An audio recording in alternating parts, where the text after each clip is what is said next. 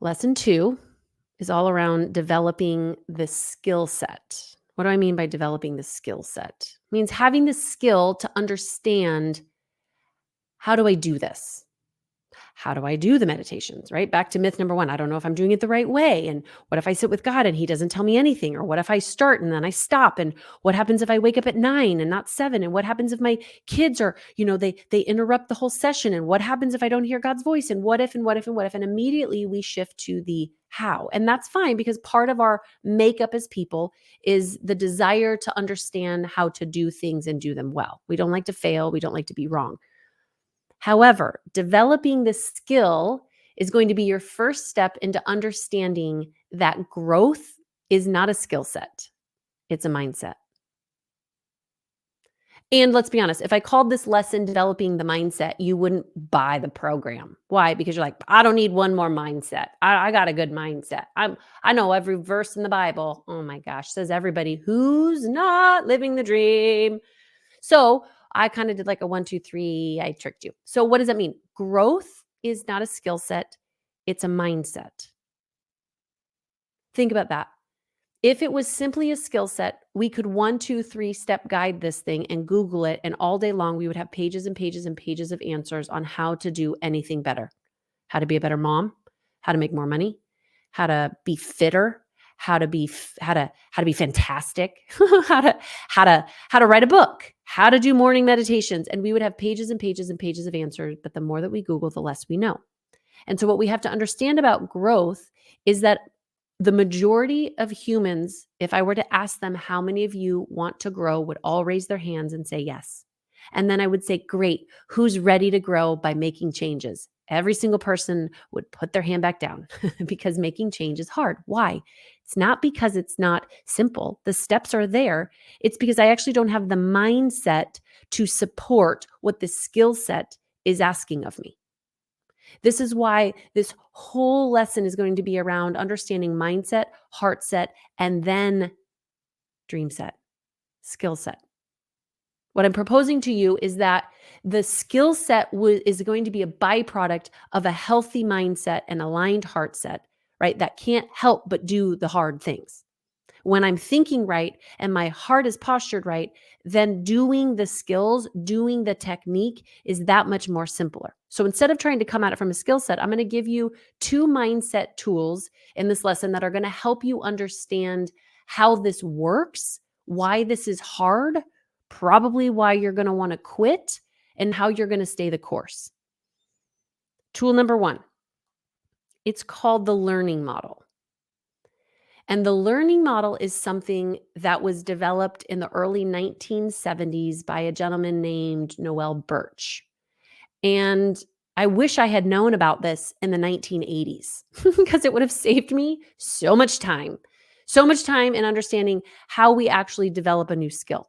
Here's what he suggested: that when I'm going to develop into a new skill, whether I'm learning morning meditations, or I'm going to learn to play the guitar, or I'm going to learn to write a book, there's 2 pieces to developing that skill.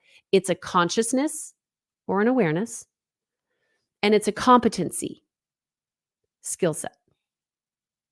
What does that mean? It means that as I go to do something new, I have to not only have the mindset and the awareness around how to do it, but I need to complement it with the ability to get it done. Now, most of us right out of the gate say, well, if I felt more confident, then I would do it. Well, but I'd like to flip that thing and say that if you had the mindset that knew that you were supposed to do it and you did it, even when it was awkward, even when you weren't good at it, even when you didn't like it, that over time you would get better and better and better at it. And by getting better and better and better at it, then you would develop the confidence that you're wanting at the starting line. The fire that you're wanting is in the work that you're avoiding. The confidence that you're wanting is in the development that you're resisting. So how do we do this? Well, there's 4 pieces to this ladder. Number 1, when you start, let's just say yesterday, before you watched this lesson, you were unconsciously incompetent. That means ignorance is bliss. I don't know what I don't know. I don't know that I can't play the guitar. I don't know that I don't have a morning routine that isn't serving me. I don't know that I'm not as fit as I could be. I don't know that I have a problem.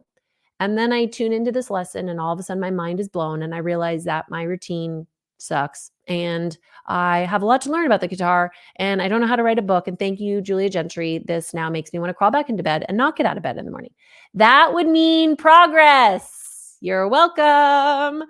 That would mean now I actually know that I am consciously incompetent. It's a horrible place to be.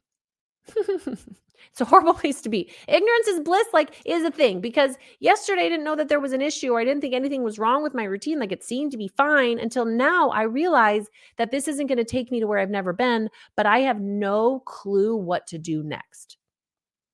So some of you who are even watching this, you're going, no, I'm very clear now. Can you skip to the end of your paragraphs as soon as you possibly can and tell me what I'm supposed to do to be fixing my morning routine? Why? Because you're feeling incompetent.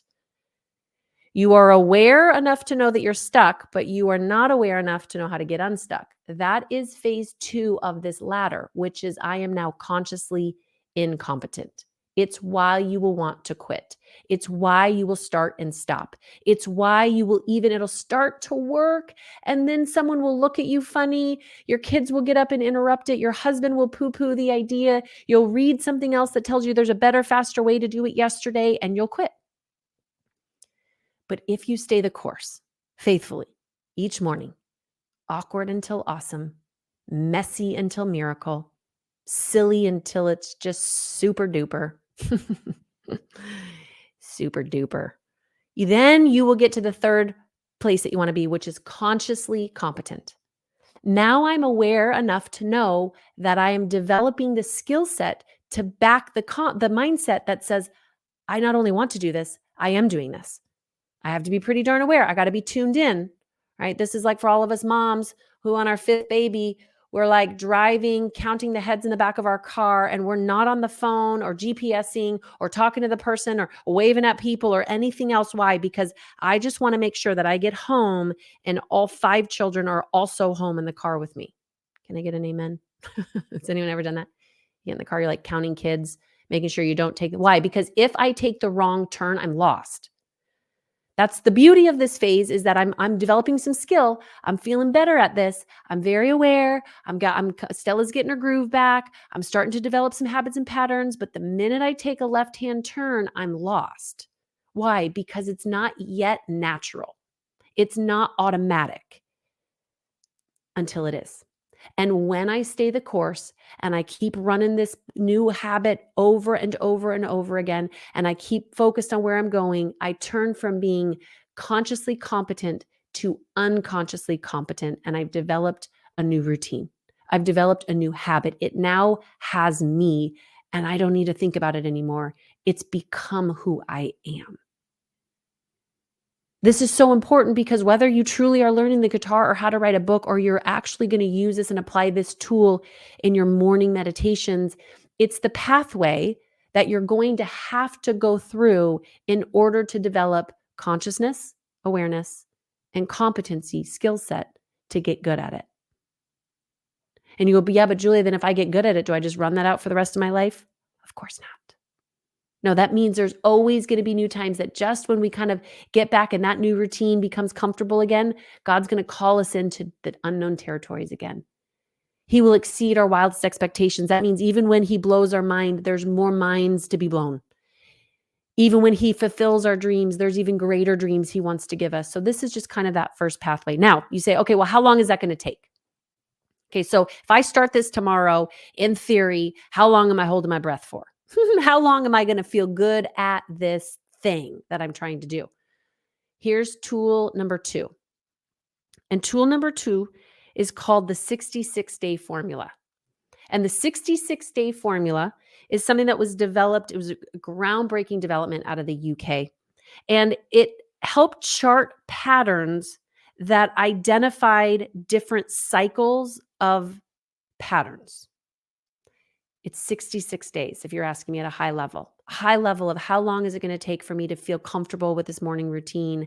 How long is it going to take for me to feel like I've developed the awareness and the skill set to run? How long is this going to take me to like it?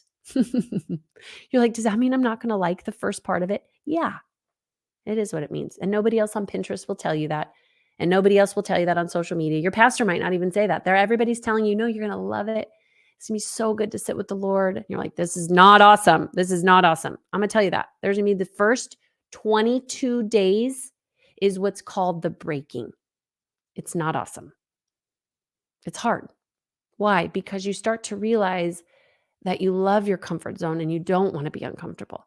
You start to realize that I don't know how to talk to God. I am looking for the 1, 2, 3 step guide. I am afraid of what he's going to say. Do I even hear his voice? Do I know what I'm doing? Do I even believe? What do I believe? And it's literally going to rock your world for the first 22 days. It's called the breaking. But what I want you to envision is it's almost like if we were to buy a house and fix it up to rehab it, the 22 days is where we get in there and we just tear down all the walls. We have a vision. We've got blueprints, remember. We know what we want the house to look like. We start knocking down walls. We start ripping out carpet. We start to like shed the red walls and we're kind of just, it's intense and the walls are coming down. And then all of a sudden we look around us and we go, it's a mess.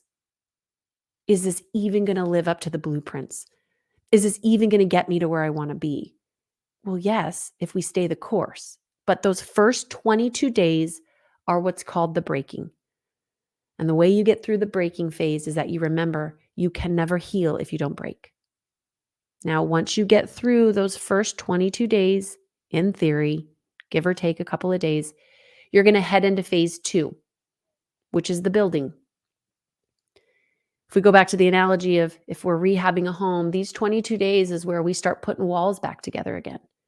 And we turn that red wall into a beautiful blue wall. And where there was cupboards, we put a door. And where there was doors, we're putting cupboards. And there's days that you're looking around and you're like, this is everything I saw it to be. And then you look in the other room and you go, what the heck is that? What is that? Right? And then you go to put a pipe together and all of a sudden it bursts. And so what you thought was going to be awesome costs more money or delays the project. And so you're so discouraged, but then you come back in and your contractor surprises you and he's added something new and you can see another wall going up and the carpet's being laid. And so it just feels like you're on a roller coaster. This is what the building phase feels like. You got some good days and you're like, I got this. And the next days you're like, don't got this. And the next days you're like, God's got this. And then you're like, God doesn't got this. Like super clear. And then you're like, not clear. That's the building. And if we're faithful in the building, we're faithful brick by brick, knowing where we're going, looking at the blueprints, being faithful even when the pipes burst and even when the blue isn't the right color. And so we got to repaint it. And when we're just faithful to the process, the last 22 days is the becoming. And this is where you start to see mentally, emotionally, and spiritually that your spirit's starting to come alive again. This is when the house starts to smell good. And it actually looks like rooms in the bathroom and all the pieces that you dreamed about are starting to come together. And even if not, you're now seeing yourself physically in this house and you're starting to see that it is possible. And even though you know at some point you're going to put the furniture in and new bedspreads and you haven't had a Thanksgiving dinner or Christmas, you just know that it's becoming everything that you wanted it to become. And yes, you've got another, right, many chapters left to build within that home and many memories and stories. You know that it's becoming. Why? Because you're becoming. You're becoming who? Everything that God created you to be. And in these quiet moments with the Lord, all you're doing in this alignment place is that you are coming into alignment of the prophecy that he spoke over your life from the very beginning of time. Remember, and then every day we're just living into that prophecy by posturing our hearts and our minds, by breaking, by building, and becoming everything he's asked us to be.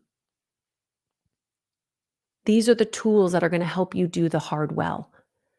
I'm not here to tell you that this is going to be perfect. It won't. But take it from me, perfect is overrated. We don't want perfect. We want impossible to be made possible.